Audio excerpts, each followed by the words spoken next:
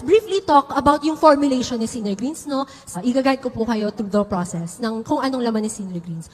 First, barley grass. Merong 5 kinds ng vitamins, 6 na kinds ng minerals, 8 kinds of amino acids, at meron pang mga basic nutrients yan. So, paka-rich sa alkalinity. Pag tinanong po ni consumer, ay ano bang purpose nitong ingredient na to? Ano bang nagagawa niyan sa buhay ko? Ganyan. Nakakatulong po siya pampalakas ng buto, pangpaganda ng immunity, pampa-heal ng wounds, lalo na po sa mga consumer natin na maaaring diabetic, ganyan. So, pinapabilis niya yung pag-heal ng wounds natin. Or kahit hindi po sa diabetic, minsan po may mga consumer tayo na maaaring magtanong, ay mabagal po yung clotting time ng dugo ko. Pwede po kasi nga dahil kay barley grass. Barley grass pa lang yon.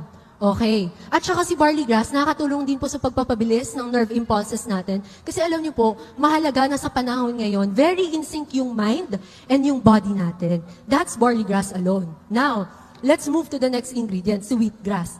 Wheatgrass has a great function sa pagpa-purify, sa paglinis ng dugo natin. Kakakain po natin ng matataba, ng mga hitik sa mantika. Siyempre, nakaklog yung mga dugo natin, kaya po may minsan may inaatake ng stroke, ayan, may naka-cardiac arrest. So, very important si wheatgrass sa pagpapalinis ng dugo natin. And also, si wheatgrass po, meron siyang chlorophyll. Yun po yung green pigment, kaya po green yung kulay ng gulay.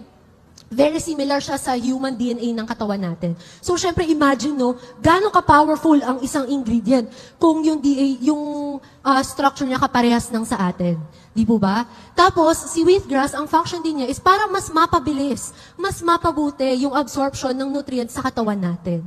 Okay. So, again, si barley grass and si wheatgrass. Ngayon, punta po tayo kay Synergreens or yung superfruits na tinatawag. Ito po ay isang mixture ng fruits and vegetables. Okay. Ano-ano po ba yung mga fruits and vegetables na kay Synergreens? Meron siyang broccoli, and then meron siyang spirulina, meron din pong celery, may spinach, meron pong bitter gourd or ampalaya, pero kay Synergreens hindi niyo po malalasahan yung mapait na lasa ng ampalaya. It also has green apple, it also has leeks. Ito pong combination na to, napakalakas niya. Rich siya in fiber eh. So, kumbaga, kapag ang ingredient mo or yung katawan mo, very rich in fiber, mas mabilis malalabas yung toxins, yung waste palabas ng katawan natin. So, ano pong end result? Of course, mas malinis yung body. Okay? Mas mabilis yung pag-process ng katawan. And also, ito pong si Synergreens, so yung formulation niya, napakatindi ng alkalinity. Napaka-rich niya sa vitamin A, meron siyang iron, siyang vitamin B1, B2, meron din carotene. Our research and development team, talagang pinaghihirapan, talagang ni-research ng maigi, ano ba yung component na makakabuti sa produktong to.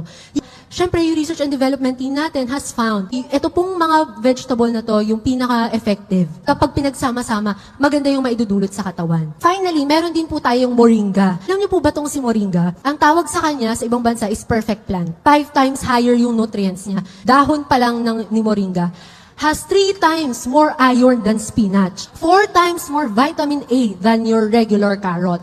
It also has 4 times more calcium than your favorite brand of milk. So, ganun po ka-powerful si moringa. Leaves pa lang po yun. Pag nag-take ka ng moringa, para kang kumain ng iba't ibang klase ng multivitamins. But the question is, bakit ka pa mag-take ng iba-ibang multivitamins? Eto na nga. Kaya na yun lahat ni moringa alone. Hindi nakakapag-synthesize yung katawan natin ng sariling amino acids. Hindi siya nakakapag-process ng ganun. So si moringa, ang naitutulong po niya, ang naidudulot niya, siya na mismo yung mismong bumubuo ang nutrients sa katawan para po mas mapaganda yung condition ng katawan natin. So, all in all, ito yung formulation po natin kay Synergreens.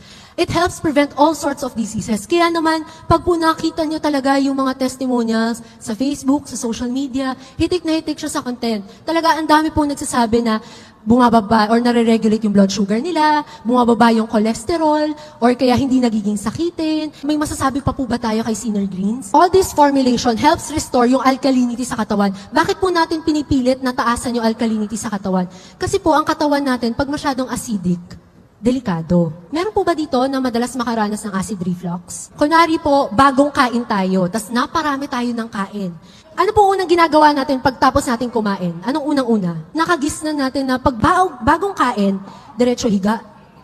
Okay, diretso higa. Alam niyo po ba kung gaano ka-harmful yun? Kasi Instead na yung pag-digest ng pagkain natin pababa. Kapag nakahiga ka, hindi makakapag-digest yung stomach mo ng maigi. So kumbaga, may possibility umakyat siya up to the esophagus kung saan yung pinagdaanan ng pagkain. Kaya tayo nakakaranas ng matinding acid reflux. Now, here in Top LC, no, we do not just focus on the formulation alone. We do not just end with an effective dosage or an effective formulation. Even the packaging, even yung pagkakagawa has a purpose, has a function. Anong unique kay Sinner Greens is that meron siyang 5 layers ng foil materials. 5 layers po. Kaya po, makikita nyo, no, medyo iba yung packaging niya and tightly sealed. To give you an idea, dito po sa Philippines, karaniwan, ang meron lang available is 3 layers of foil. Yun yung madalas makikita nyo sa mga ordinary sachet, or kaya yung mga nakikita nyo sachet ng ketchup, 3 layers of foil lang po yun. But Top LC is one of the very, very few to pioneer yung 5-layer na foil packaging. Which means, si Sinner Greens ay isa sa mga kauna-unahang gumamit ng 5-layer na foil sa packaging nila. So here, makikita nyo po kung gaano katindi yung proseso na ginawa. Maaari po may magtanong, no, bakit ang 5 layers foil? Bakit ganun? Bakit ang haba ng proseso? It's because, syempre, gusto natin na yung isang sachet ng Sinner Greens maging resistant sa heat or sa temperature. Ano po ba nangyayari kapag ang sachet hindi resistant sa heat o sa init o sa temperature? Siyempre, mabilis pong magbabago yung stability ng produkto natin. Siyempre, mabilis maluluma, di ba? Kumbaga, bababa yung shelf life. But the good thing with Sinner Greens is, again, tightly sealed po siya. And then, resistant na rin siya sa water at vapor, so hindi basta-basta siyang mapapasukan ng kung ano-ano. And also, ang target natin is ma-maintain yung activity ng mga raw materials. Hindi naman po tatagal ang isang produkto ng ganun sa competitive na market kung hindi siya effective.